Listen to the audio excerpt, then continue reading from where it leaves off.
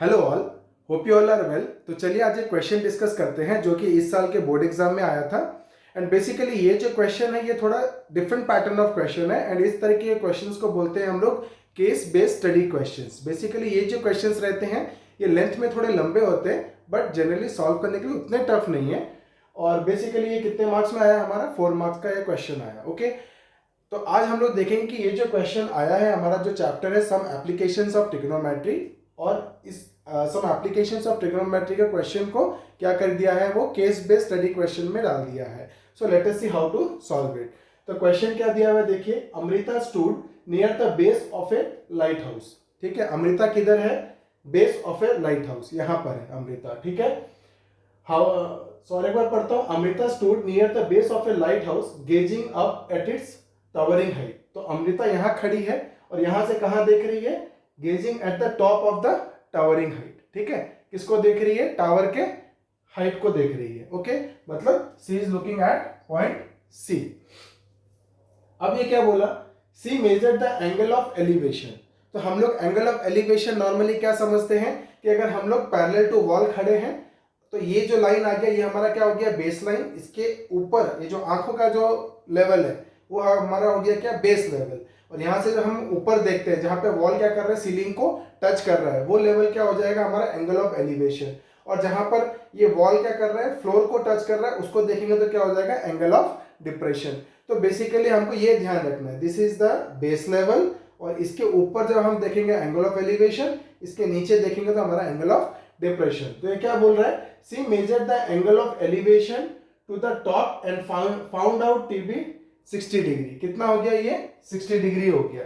यहां से वो टावरिंग हाइट को देख रही थी तो एंगल ऑफ एलिवेशन में देखा तो कितना हाइट हो गया, 60, कितना एंगल ऑफ एलिवेशन हो गया, 60 डिग्री। ओके, अब वो क्या हो गया, then she climbed a nearby observation deck 40 metres higher than the original position. फिर इसने क्या किया, सीढ़ी चढ़ के ऑब्जर्वेशन डेक और था वहां चढ़ गई और पॉइंट बी में पहुंच गई। और ये कितना ऊपर है, पॉइंट बी 40 मीटर अप है, पहले से क्या है 40 मीटर अप। अब यहां से उसने जब टावरिंग हाइट को देखा तो उसको एंगल ऑफ एलिवेशन कितना मिल गया, 45 डिग्री। ओके, तो क्या बोला है, then she climbed a nearby observation deck 40 metres higher than the original position. ध्यान दीजिए, 40 metres higher than the original position and notice the angle of elevation to the top of the lighthouse to be 45 degree। तो angle of elevation कितना हो गया, change हो गया, कितना, 45 degree. Okay, अब क्वेश्चन क्या बोल रहे हैं देखिए, based on the above given information answer the following. तो देखिए ये जो केस बेस्ड स्टडी क्वेश्चन रहेगा उसमें आपको ध्यान क्या देना है, क्वेश्चन को चर्न आउट करना है, देखना है कि इसमें से हमको रिक्वायर्ड क्या क्या चीजें हैं। बस समझ लेना, अमृता यहाँ खड़ी है, यहाँ से उसने यहाँ देखा 60 डिग्री में देखा, 40 मीटर्स अप गई तो 45 डिग्री का एलिवेशन हो गया, बस इतना ही है। बाकी हमको और उसमें से कुछ चाहिए नहीं, हम क्वेश्चन सॉल्व करते हैं। तो क्वेश्चन क्या दे दिया, based on the above given information answer the following questions. क्या हो गया, if CD is h metres, CD कितना दे दिया हमको, h मीटर्स। ओके, तो बोला है find BD in terms of h, किसको निकालना है, BD in terms of h। तो CD हमको कितना दे दिया, h दे दिया, CD is h metres. Okay, तो CD हमको दे दिया h मीटर्स, हमको निकालना है BD in terms of h। तो देखिए इन ट्राइंगल BCD, इन ट्राइंगल BCD क्या हो जाएगा, देखिए BCD में ये एंगल कितना हो जाता है मेरा, 90 डिग्री। अब मेरे को CD दिया हुआ है और मेरे को क्या निकालना है, BD निकालना है। तो ये ये 45 डिग्री का अपोजिट वाला क्या हो जाता है, साइड परपेंडिकुलर। 45 जिस पे रेस्ट कर रहा है वो हो गया बेस, और 90 का ऑपोजिट वाला हो गया हाइपोटेन्यूज। तो परपेंडिकुलर दिया हुआ है, बेस निकालना है, तो ये किससे रिलेट होगा, हमारा tan थीटा से। तो tan 45 डिग्री निकालेंगे तो कितना हो जाएगा, in triangle BCD tan 45 degree is equal to कितना हो जाएगा, P बाई बी, मतलब CD बाई BD। कितना हो जाएगा, CD बाई BD। ओके, अब tan 45 का वैल्यू कितना हो जाता है 1, और CD का वैल्यू हमको कितना दिया हुआ है, CD की वैल्यू हमको क्या करना है, if CD is h metres है ना, CD का वैल्यू कितना दे दिया, h। तो मैं यहाँ h डाल देता हूँ, तो हमको क्या निकालना है, BD in terms of h। तो मैं यहाँ BD लिख दिया, विच इंप्लाइज BD की वैल्यू कितनी हो जाएगी, BD is equal to h metres है ना, ये सेम हो जाएगा। सो BD की वैल्यू हमने कितना निकाल दिया, h मीटर्स। तो BD कितना निकल गया, h। ओके, अब हम लोग क्या करेंगे, नेक्स्ट क्वेश्चन को सॉल्व करेंगे। ठीक है, नेक्स्ट क्वेश्चन पर जब हम लोग सॉल्व करने के लिए जाएंगे तो देखिए उसमें भी क्या मांगा है, इन टर्म्स ऑफ एच ही मांगा है। क्या मांगा है देखिए, सो अब बोला है find the distance BC in terms of H. क्या निकालना है हमको, BC। क्या निकालना है, BC in terms of H. तो आप साइन थीटा यूज कर लीजिए या कॉस थीटा यूज कर लीजिए, क्योंकि आपके पास अभी P भी है और B भी है और आपको निकालना क्या है, H, है ना। P है आपके पास तो साइन थीटा यूज करोगे तो P बाई एच करके कर सकते हो, नहीं तो कॉस थीटा यूज करोगे तो B बाई एच करके कर सकते हो, ठीक है। तो हम लोग निकालेंगे, सपोज हम लोग साइन थीटा यूज करते हैं तो हमको क्या निकालना है, find the distance BC in terms of H. तो हम वही लेंगे इन ट्रायंगल BCD, क्या हो जाएगा sine 45 degree, sine 45 degree is equal to P by H. P by H मतलब कितना हो गया, CD बाई BC। तो कितना हो जाएगा ये, CD by BC, which implies sine 45 का वैल्यू कितना हो जाता है, 1/√2। और हमको क्वेश्चन में क्या बोला था, find the distance BC in terms of H. तो CD हमको कितना दिया था, H, तो CD की वैल्यू कितनी थी, H, और हम लोग यहाँ पे लिख दिए BC। तो कितना हो जाएगा, BC जब क्रॉस मल्टीप्लीकेशन कर देंगे तो BC कितना हो जाएगा, h√2 मीटर्स। ओके, कितना हो गया, h√2 मीटर्स। तो BC की वैल्यू निकल गई। तो साइन 45 का वैल्यू हमको जो ट्रिग्नोमेट्रिक टेबल है वहां से हमको याद करना पड़ेगा, साइन 45 इज इक्वल टू 1/√2, और ये कितना हो जाएगा, CD बाई BC। तो CD की वैल्यू हमको कितनी दी थी, H, और BC हमको निकालना था, क्रॉस मल्टीप्लीकेशन कर दिए तो ये हमारा क्या हो जाएगा, BC इक्वल टू h/√2। तो ये आप cos 45 डिग्री की लेके भी निकाल सकते हैं। हम लोग यहाँ पे P बाई एच लेके निकाले, आप B बाई एच लेके भी निकाल सकते हो, क्योंकि cos 45 की वैल्यू भी कितनी आती है, 1/√2। तो आप आराम से इसको निकाल सकते हो। Okay, then we go for the third question. Third question में देखिए और में आया था, और ये एग्जाम में क्वेश्चन पेपर का लास्ट क्वेश्चन था, और अगर आप सॉल्व कर रहे हो तो एक डिसीजन मेकिंग भी कर लेते हैं। देखिए यहाँ पे पूछा है find the height CE of the lighthouse, यहाँ पे यूज करने बोला है √3 इज इक्वल टू 1.73। ओके, तो हमको क्या निकालना है, CE की वैल्यू निकलती है height of the light house निकालना है, ये क्वेश्चन आया। तो देखिए यहाँ पर √3 इक्वल यूज √3 इक्वल टू 1.73 दिया हुआ है, इसका मतलब 100% हमको पता चल गया कि यहाँ पर √3 के वैल्यू कितनी यूज करनी है, 1.73। तो एक मल्टीप्लीकेशन आएगा, थोड़ा टाइम तो लगेगा ही, तो हम लोग सोच सकते हैं इसमें थोड़ा ज्यादा टाइम लग सकता है। तो सेकंड वाला बिट है find the distance AE if AC equal to 100। देखिए ये सिंपल है, हमको क्या निकालना है, फाइंड द डिस्टेंस AE निकालना है। अगर AC हमको 100 दिया हुआ है, क्या दिया हुआ है, AC हमको 100 दिया हुआ है, तो AE की वैल्यू कितनी आएगी वो हमको निकालना है। तो ये हम सिंपली निकाल सकते हैं, क्योंकि एक साइड हमको दे देगा 60 डिग्री, तो मेरे को AE निकालना है, तो 60 डिग्री के लिए AE क्या हो जाएगा, बेस हो जाएगा, और base by height B by H क्या होता है, cos theta. cos 60 degree use करके आप आराम से निकाल सकते हो। तो सेकंड वाले बिट में हमको क्या लगेगा, कम टाइम लगेगा।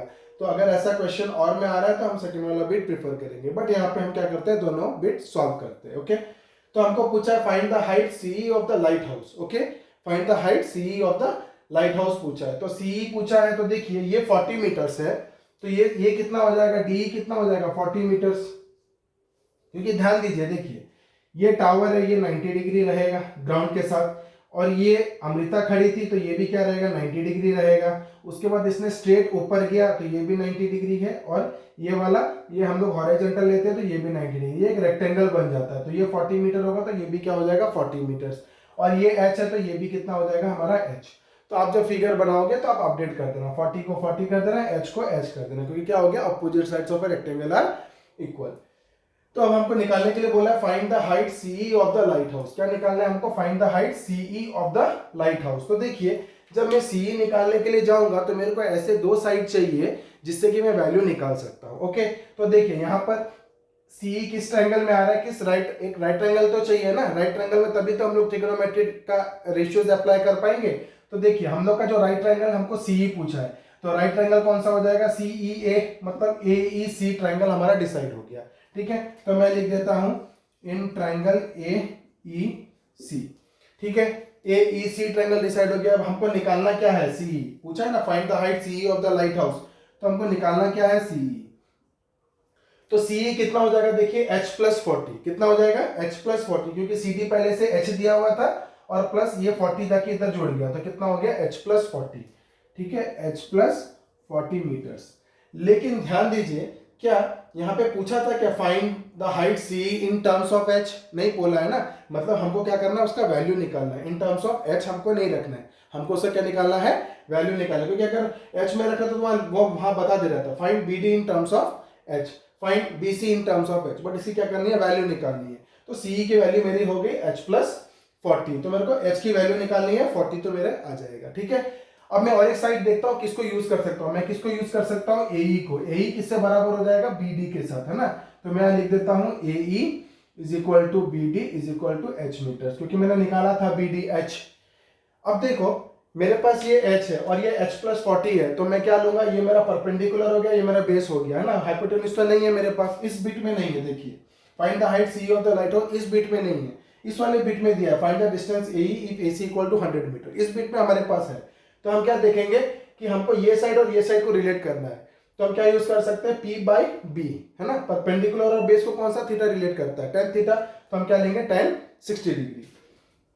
तो कितना हो जाएगा, देखिए tan 60 degree is equal to perpendicular by base, तो परपेंडिकुलर 60 डिग्री का परपेंडिकुलर कौन हो गया, सीई, सीई बाई क्या हो गया, एई, तो ये हो गया सीई बाई एई। अब देखिए tan 60 का वैल्यू कितना हो जाता है हमारा √3, और सी का वैल्यू हमारा कितना हो गया h प्लस 40, तो ये हो गया हमारा h प्लस 40, और ए कितना हो गया हमारा h, ए कितना हो गया h, तो ये हो गया h। ओके, अब मैं जब क्रॉस मल्टीप्लीकेशन करूंगा तो कितना हो जाएगा, √3h is equal to h plus 40। ठीक है, अब मैं अगर इसको h को इस साइड ले जाता हूं तो कितना हो जाता है, √3h minus h is equal to 40। अब h कॉमन ले आया, मेरे को h की वैल्यू निकालनी है, h कॉमन ले आया तो कितना बचता है, √3 माइनस 1 इज इक्वल टू 40। अब ध्यान दीजिए ये वाला जो पॉइंट बताने जा रहा हूं उस पर ध्यान दीजिए। यहाँ पर क्या होता है, अपना थोड़ा कैलकुलेशन का टाइम बचता है, मैं आपको बताता हूँ किस तरीके से टाइम बचता है। देखिए यहाँ पे h √3 minus 1 is equal to 40 है, ठीक है, और √3 की वैल्यू यूज करने दिया है 1.73। आप क्या करोगे, √3 की वैल्यू यहाँ पे 1.73 डाल दोगे, फिर माइनस कर दोगे तो कितना आ जाएगा 0.73, फिर ये 0.73 जाके 40 से डिवाइड होगा। तो डिवाइड करना इजी है या मल्टीप्लिकेशन करना इजी है, मेरे हिसाब से मल्टीप्लिकेशन करना थोड़ा इजी रहता है, क्योंकि अगर आप यहाँ पर जब √3 से -1 माइनस करोगे तो 1.73 से जब -1 करोगे तो आपको क्या करना पड़ेगा, यहाँ पर कितना आ जाएगा 0.73, है ना, √3 माइनस 1, तो √3 हो गया 1.73, 1.73 से 1 माइनस करते 0.73 आ गया, h into 0.73 is equal to 40, और जब h निकालोगे तो 40 बाई 0.73 करना पड़ेगा। सो ये डिवीजन करना मुश्किल रहेगा मेरे हिसाब से, तो हम क्या कर सकते हैं, इसको रैशनलाइज करके हम क्या करेंगे, मल्टीप्लिकेशन कर सकते हैं, जो कि फार बेटर इजी रहेगा। ठीक है, तो इस तरीके का थोड़ा सा आप लोग इसमें दिमाग लगाएंगे तो थोड़ा आपको एग्जामिनेशन में थोड़ा टाइम मिल जाएगा, ताकि जो टफ क्वेश्चंस आते हैं जिसमें थोड़ा टाइम लग सकता है वो हम लोग कर सकते हैं। तो ये ध्यान दीजिएगा, ये छोटे छोटे कैलकुलेशन टिप्स आपको टाइम बचाने में हेल्प कर सकते हैं। तो हम यहाँ पे क्या करने वाले हैं, रैशनलाइज करेंगे, तो h को यही रखते हैं, यहाँ हम क्या कर देंगे 40 इंटू √3 माइनस 1, ठीक है, और √3 माइनस 1 में हम क्या करेंगे, उसका कॉन्जुगेट मल्टीप्लाई कर देंगे √3 प्लस 1, तो यहाँ पे भी नीचे √3 प्लस 1 मल्टीप्लाई कर देंगे और ऊपर भी √3 प्लस 1 मल्टीप्लाई कर देंगे। तो इसकी वैल्यू कितनी आ जाएगी, देखिए ये 40 इंटू √3 प्लस 1, अब √3 की वैल्यू डाल दीजिए इधर, कितना हो जाएगा 1.73, या आपको रुकना थोड़ा रुक जाइए, 40 इंटू √3 प्लस 1, नीचे कितना हो जाएगा, a माइनस बी था, हमने इसमें क्या मल्टीप्लाई कर दिया a प्लस बी, क्यों मल्टीप्लाई किया, ताकि रूट हट जाए, a square minus B square हो जाए, तो √3 का स्क्वायर हो जाएगा तो कितना हो जाएगा 3, और -1 का स्क्वायर हो जाएगा तो कितना हो जाएगा -1, और 3 माइनस 1 कितना हो जाएगा 2, तो इसका वैल्यू कितना आ गया 2, और ये 2 से जब हम काट देंगे तो कितना हो गया 20, और √3 की जगह वैल्यू डाल देंगे 1.73, तो ये कितना हो जाएगा, देखिए 1.73 प्लस 1 कितना हो जाएगा 2.73, तो ये हो गया 20 इंटू 2.73। ओके, अब ये 10 इसको दे दीजिए तो कितना हो जाएगा, इसको हम लोग फर्दर क्या लिख सकते हैं, इसको हम लोग क्या लिख सकते हैं 22 इंटू 27.3, क्योंकि मैंने ये 10 इसको दे दिया तो पॉइंट क्या हो जाएगा, पीछे चला जाएगा, एक नंबर पॉइंट के आगे आ जाएगा, तो कितना हो गया 27.3, और 27.3 इंटू 2 कर दूंगा तो मेरा आंसर आ जाएगा 2 3 जा 6, 2 7 जा 14, 4 1, 2 2 जा 4 5, और एक पॉइंट लगा दीजिए, तो कितना हो गया मेरा आंसर 54.60 मीटर्स, 54.60 60 मीटर्स। ये किसकी वैल्यू आ गई? एच की। कितनी आई? एच की वैल्यू आ गई 54.60 मीटर्स। लेकिन मेरे को पूछा क्या था? Find the height CE. ये निकालना मत भूलना, क्योंकि आपकी सीई की वैल्यू कितनी थी? सीई की वैल्यू कितनी है? H plus 40। और अभी तो सिर्फ आपने क्या निकाला? एच का वैल्यू निकाला ना 54.60। तो उसमें क्या करना है? 40 ऐड कर देना है। तो 40 जब इसमें ऐड कर दोगे तो कितना हो जाएगा? 0.6, 4 की जगह 4, 549, 94.60 मीटर्स। तो हमारा ये जो सीई का वैल्यू कितना आ जाएगा? 94.60 मीटर्स। ये हमारा क्या हो गया? आंसर हो गया। ठीक है, अब हम लोग क्या करते हैं, जो और का बिट आया था उसको सॉल्व करते हैं। तो और का बिट बहुत ही इजी था, इतना टाइम नहीं लगेगा। उसमें भी अगर आप थोड़ा सा सिलेक्शन करते हो तो थोड़ा आप क्या कर सकते हो, थोड़ा बहुत टाइम बचा सकते हो। ठीक है, तो हमको क्या पूछा था इस क्वेश्चन में? देखिए, find the distance AE if AC is equal to 100। हमको AC का वैल्यू कितना दे दिया? 100। AC का वैल्यू दे दिया हमको 100। ओके, और मेरे को क्या पूछा? फाइंड द डिस्टेंस AE पूछा है ना? क्या पूछा है? AE। तो हम देखेंगे कि पहले ट्राइंगल डिसाइड करता हूं। AC किस ट्राइंगल में है? ये बड़े वाले ट्राइंगल में है। तो मेरा ट्राइंगल क्या डिसाइड हो गया? AEC, क्योंकि AC दिया हुआ है और AE निकालना है ना? AC दिया हुआ है और AE निकालना है। तो मैं क्या ले रहा हूं? ट्राइंगल कौन सा डिसाइड किया? In triangle AEC। क्या डिसाइड किया? AEC। अब देखो, मेरे को AC दिया हुआ है, AC दिया हुआ है, और निकालना क्या है मेरे को? AE। यही निकालना है ना? Find the distance AE if AC is equal to 100। तो ये और ये किससे रिलेटेड है? तो देखिए, ये वाला एंगल है, एंगल इस पे रेस्ट कर रहा है, तो ये क्या हो गया? बेस। और हमको दिया हुआ है क्या? हाइपोटेन्यूज, है ना? और बेस और हाइपोटेन्यूज को कौन रिलेट करता है? सबसे सिंपल है, cos theta. Cos theta is equal to base by hypotenuse. तो हम वो यूज करेंगे। तो इन ट्राइंगल AEC हम क्या यूज कर रहे हैं? Cos 60 degree is equal to base by hypotenuse. Base कितना दे दिया मेरा? AE। हाइपोटेन्यूज कितना दे दिया मेरे को?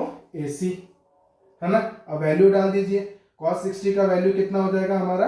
cos 60 विल बी 1/2, है ना? cos sin 30 का उल्टा होता है। तो cos 60 कितना हो जाएगा? 1/2। तो 1/2 इज इक्वल टू AE तो हमको निकालना है, और AC का वैल्यू मेरे को कितना दिया हुआ है? 100 मीटर्स। तो ये मेरा कितना हो गया? 100 मीटर्स। तो ये कितना हो जाएगा? 2 से काट दोगे तो कितना हो जाएगा? 50 मीटर्स। तो AE की वैल्यू कितनी आ गई? AE is equal to 50 metres. ठीक है, तो इस तरीके से हम लोग कर सकते हैं कि AE की वैल्यू हमारी कितनी आ गई? 50 मीटर्स। ठीक है, तो आप अगर इसको ध्यान दोगे तो ये जो इस तरीके का क्वेश्चंस आया था, और जो केस बेस्ड स्टडी क्वेश्चन है उसको अगर हम लोग अच्छे से समझ लेते हैं तो ये नॉर्मल क्वेश्चंस की तरह ही हो गया, जो चैप्टर में हम लोग नॉर्मली प्रैक्टिस करके सॉल्व करते हैं। तो आगे के वीडियोस में मैं क्या करूंगा, कुछ और अच्छे अच्छे क्वेश्चन ले आऊंगा। इस साल की जो 2025 का जो क्वेश्चन पेपर आया था उसको हमने पूरी सॉल्व कर दी है, और ये उसका लास्ट क्वेश्चन था, और इसको हम लोग क्या किया? एक प्लेलिस्ट में डाल दिया है, जिसमें कि मेरे चैनल में आपको मिल जाएगा 2025 का जो प्लेलिस्ट है प्रीवियस ईयर क्वेश्चंस के नाम से, उसमें आपको क्वेश्चंस मिल जाएंगे। प्लस उसमें आपको 2024 के बोर्ड एग्जाम्स के क्वेश्चन भी मैंने उसमें डाल कर रखे, आपको उसमें मिल जाएंगे। तो बने रहिए मेरे साथ मेरे आगे वीडियोस के लिए, जहाँ पे हम लोग आप क्या करेंगे, कुछ कुछ चैप्टर के अच्छे अच्छे क्वेश्चंस लेके आएंगे, कुछ इंपॉर्टेंट क्वेश्चंस डिस्कस करेंगे। तो आगे के लिए बने रहिए। Thank you.